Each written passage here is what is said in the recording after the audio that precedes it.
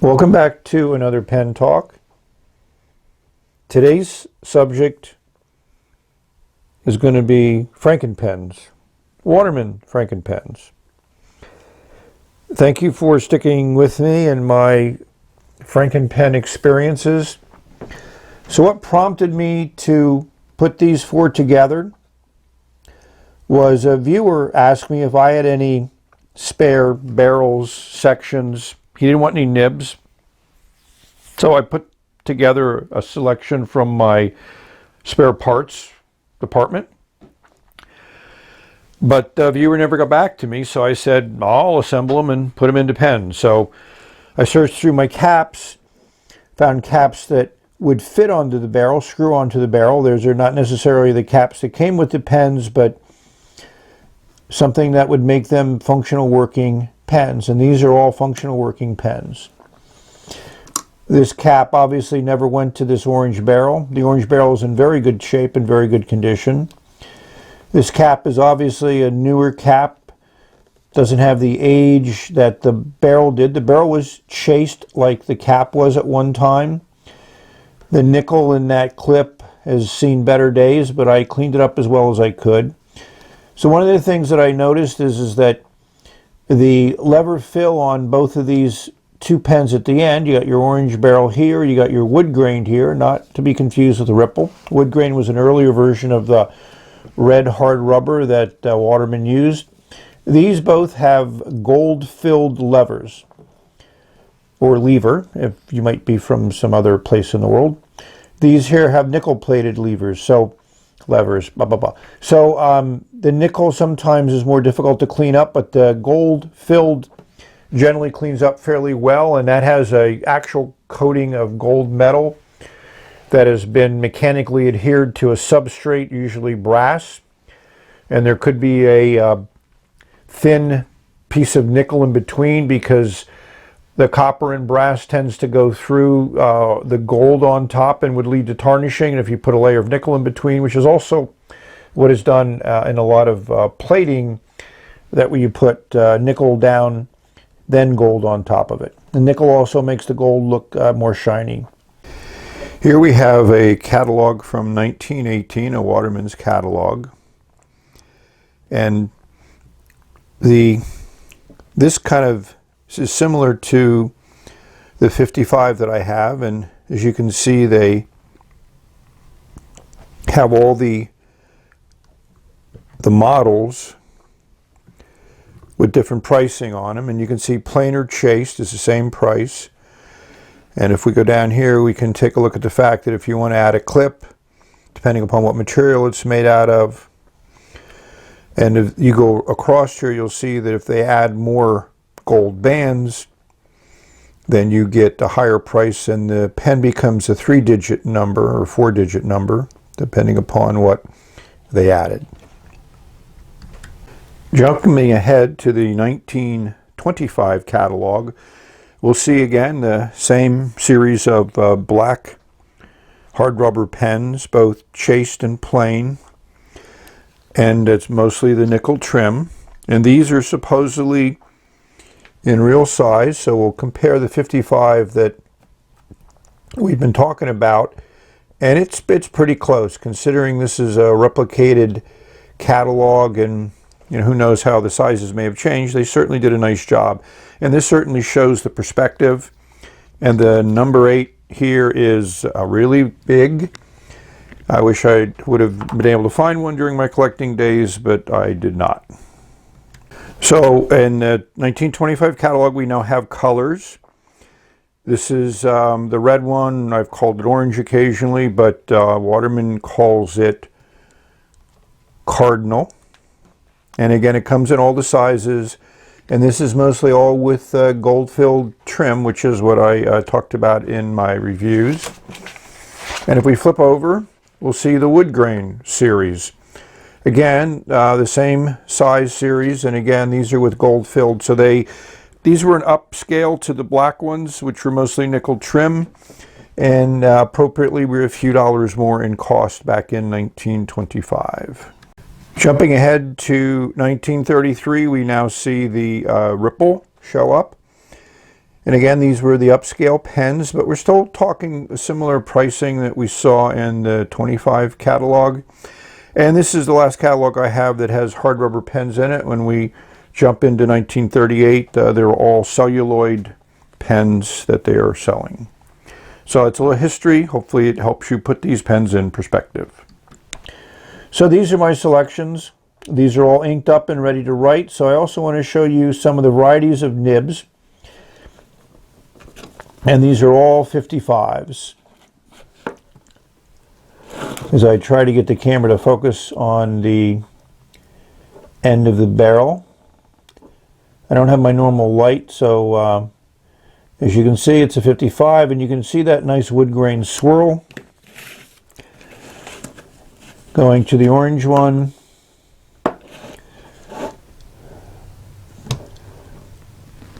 There is also a nice 55 there. You notice the 55 doesn't line up at all with the lever, so Fig Boot would probably be upset about that, but I just enjoy these pens. This pen has a nice engraving on it. You notice this is just regular patented, so there's no patent dates on this, so that dates it a little bit later in the Waterman family. And if you look at this one, it has a full set of patent dates from 1884 to 1899 to 1903 is the bottom one there. I had to go check it out because I had trouble seeing it over the camera viewfinder. So that's kind of the nice thing about these pens. You know, I'm just constantly totally amazed all the time by the vintage. I'm fortunate that I was able to collect at a time when you could find a lot of these pens for a very reasonable price at flea markets and antique stores until they became popular, and so a lot of collectors bought them up and they were hard to find. So let's put nibs to paper and see how these different nibs perform. The cap I found that fit on this orange barrel is not a cap I can readily identify. This material is not something that I've seen before in any other of my Waterman pens. Interesting colors. It'd be interesting to have a full pen of this material.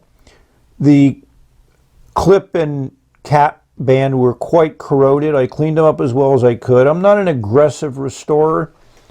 You know, I'll take off tarnish, I'll put a nice coat of wax on it. I use different types of wax depending upon the materials that I'm restoring. So this unscrews with a quarter turn. So my guess is those threads don't really match up that well, but it's good enough to keep the nib working. So one of the things about 55 pens is they all have number 5 nibs. And this is a nib that I took out of my collection of nibs. So this original pen did not have a nib on it, but it had dissection, the feed. You notice how the consistent color throughout the pen. And of course this nice ideal gold-filled lever. I put a nice size number 18 sack in here. So I wanted to start with this pen because it's a nib that I put together, and I put this nib in here because it's one of the more flexible number 5 nibs that I had in my collection.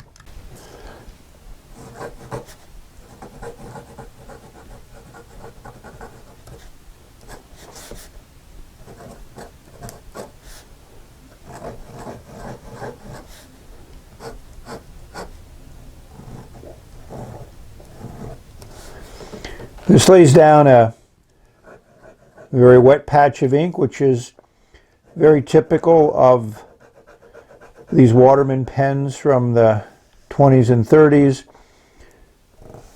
Apologize about the focus thing. Kind of trying to work with less light than I normally have. So as you can hear, the nib gives you a decent amount of feedback. I'm writing on the top of a wooden bookcase, so it tends to magnify the sound. So on a scale of 1 to 10, as far as Waterman nibs go, I'd make this as about a 6.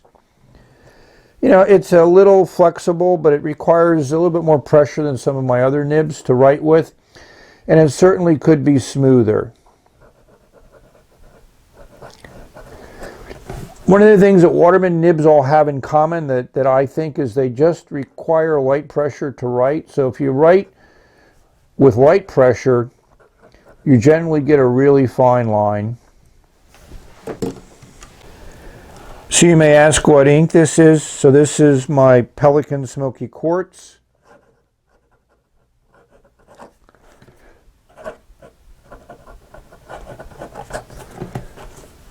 Don't worry about the skip here. It was me trying to be fancy with my writing.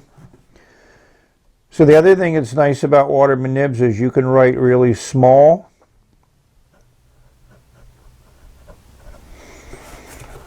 Or you can write big.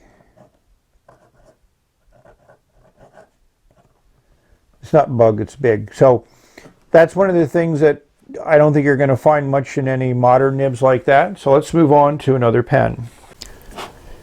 This is a 55 in all black with a nickel trim, no cap band. So this was probably in the lower end of the 55 series that Waterman did. And it required a lot of cleanup to get the tarnish off of that nickel plated. I'm assuming it was some type of steel. But, you know, I'm happy with it. And since to me pens are to write with, you know, this takes about 3/4 of a turn to take the cap off. All of these pens fit very nicely in the hand without posting. The section here I think is a nice size. Most vintage pens do not have large sections. You know, a lot of people graduated from quills and the initial pens were quite thin. All of these post well. Being a hard rubber pen, it's light. So you don't notice the cap on the end. So for those people that like to post, this pen would work well for them. So one of the things that makes this pen unique is it has an account nib in it. See that number 5 at the bottom, Waterman Ideal, made in USA, so patent office. So account nibs are very fine.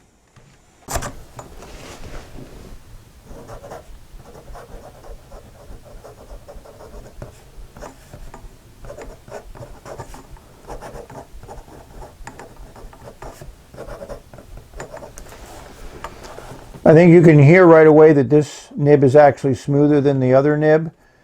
I could probably work on that other nib. I didn't, but that's something I could have done to make it work a little bit smoother. But this is certainly a extra fine nib that lays down a decent amount of ink.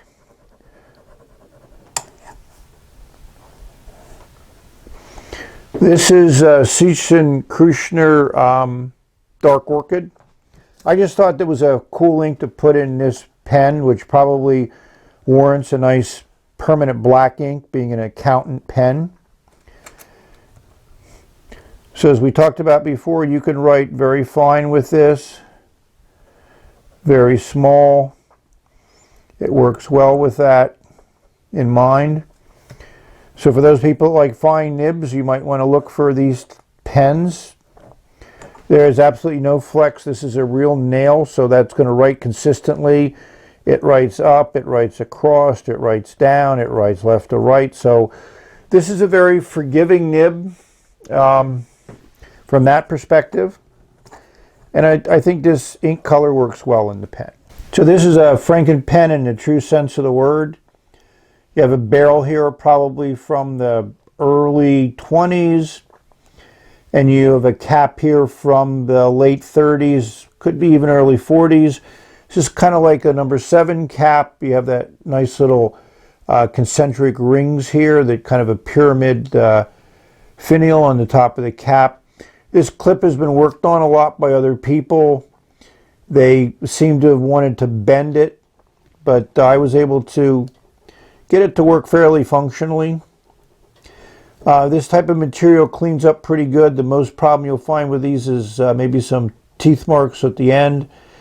And, you know, I guess with some effort we might be able to get those cleaned off, but that's beyond what I would normally do for restoring a pen.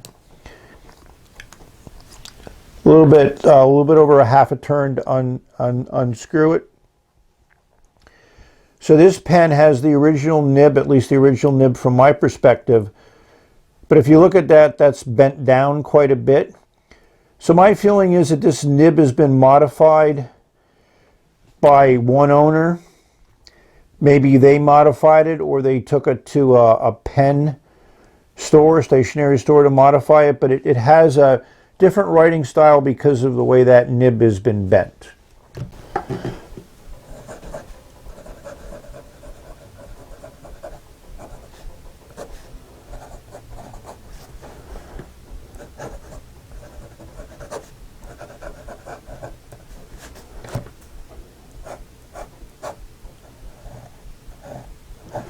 This nib is wet.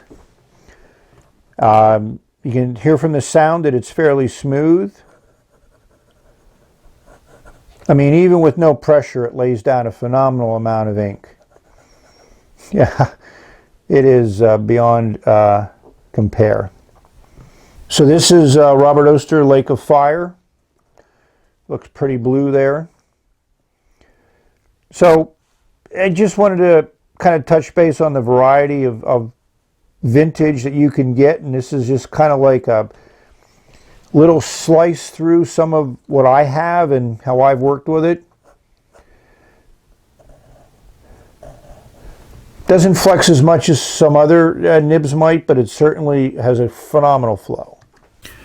So I saved this 55 to last because it probably isn't a technical Franken pen, but there was a clip on this cap at one time, but it's long gone. I've cleaned this and waxed it more than once. This hard rubber seems to need some attention more than usual to it. I've had this pen inked up and been writing with it for quite a long time, and it's been very, very consistent. Still takes about one turn to bring the cap off. And this is a classic number 5 nib there. Nice keyhole, breather hole, your classic spoon feed. You can always see a lot of ink down there that's pooled underneath of the nib. And this pen feels good in the hand. The section's the same on all of these.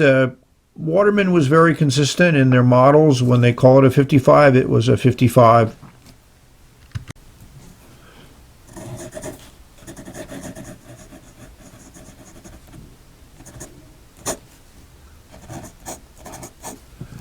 So I think this nib is the best nib of the lot.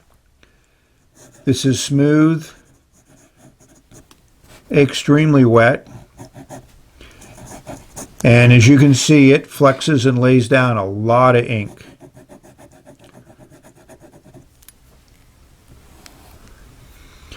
This is also smoky quartz. I just thought it would work well in here. The ink doesn't shade as much as I expected it to. It doesn't really have, at least I've not seen any shimmering effects from it. But this nib is just the kind of nib you can write with all the time. You can write small, not quite as small as you could with some of the other ones. Yeah, the paper's not laying flat, so I'm getting a little bit of follow through. And you can lay down a pretty thin line, or you can lay down a phenomenal line, and that is just, and that's a lot of ink. It's going to take a while for that to dry, even on this somewhat absorbent paper. So hopefully you've enjoyed another look at vintage. Thank you for watching. May you enjoy all of your pen, ink, paper, nib experiences. Until next time, bye.